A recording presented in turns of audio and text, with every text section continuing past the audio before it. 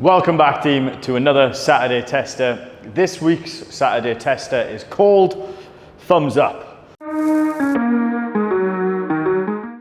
Now, we are going to go through 3 back-to-back workouts. There is going to be a short rest in between each workout, and there is going to be 2 moving parts to each of those workouts. Workout number 1 is going to be 30 squat cleans at your allotted load. These are different for each of the tracks, so make sure you know your load before we start. Into 15 chest to bars. For our perform, we are going to be doing pull-ups. For our live crew, we are going to be doing hanging leg raises. The rep scheme, again, is slightly different for those different gymnastic elements. So let's make sure before we start, we know our loads and how many reps we are doing for our gymnastic component. We are then going to take a short rest. The barbell load will increase. We are then going to go to 20 squat cleans. You're then going to go into 20 chest to bar or your allotted or your different style of gymnastic movement. We're then going to add another short rest. We are then going to go through 10 squat cleans at a heavier load again into 25 chest to bars or your style of gymnastic movement. So when we look at this workout, we're going to have a lighter, higher rep squat, a medium volume squat, and then a heavier, lower volume squatting movement. Each time we go through those, as the squat reps go down, the gymnastic component will go up. So there are some very different styles of pacing that we will talk about when we get a little bit closer to that.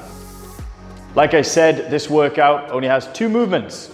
So that means we are going to be testing lower body knee flexion and your squat clean capacity.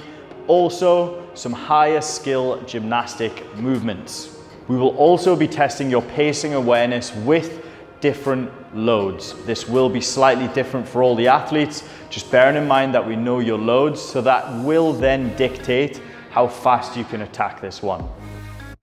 We know in last block, we were spending time developing the squat clean. We are now moving into the clean and jerk. So we should have a good idea when we look at these movements, especially those squat cleans, whether they're heavy for you or whether they're on the lighter side, which then will dictate, again, how quickly we move through this workout. Now, like I said, there is 2 parts of this workout. There is a lower body squat or your squat clean, and there is an upper body pull dependent on which group you're in. So we've got gymnastics and we've got weightlifting.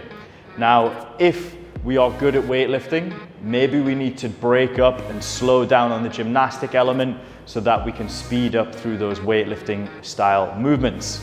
If we know that the weightlifting is going to be hard for you and you can excel on the gymnastic component, maybe we need to pace the squat cleans just a little bit more so that by the time we move to your gymnastic element, we can start to push. Remembering the squat cleans go down and get heavier in load, but the gymnastic side is going to increase with each workout.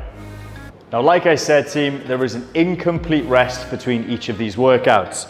Between workout 1 and 2, there is only a 2-minute rest. Within that 2-minute rest period, you will be adding load to your barbell and then trying to recover. But what does that mean? That means we can really screw up the later part of the workout, which is going to be the important one, by going too fast, too soon. What we don't want to do is hit our bottleneck. What does that mean? It means that your heart rate's too high and you can no longer execute either your squat clean or your gymnastic element because we've gone a little bit too hard earlier on in the workout. The 2-minute rest is going to go quick, especially because you're changing weights, team.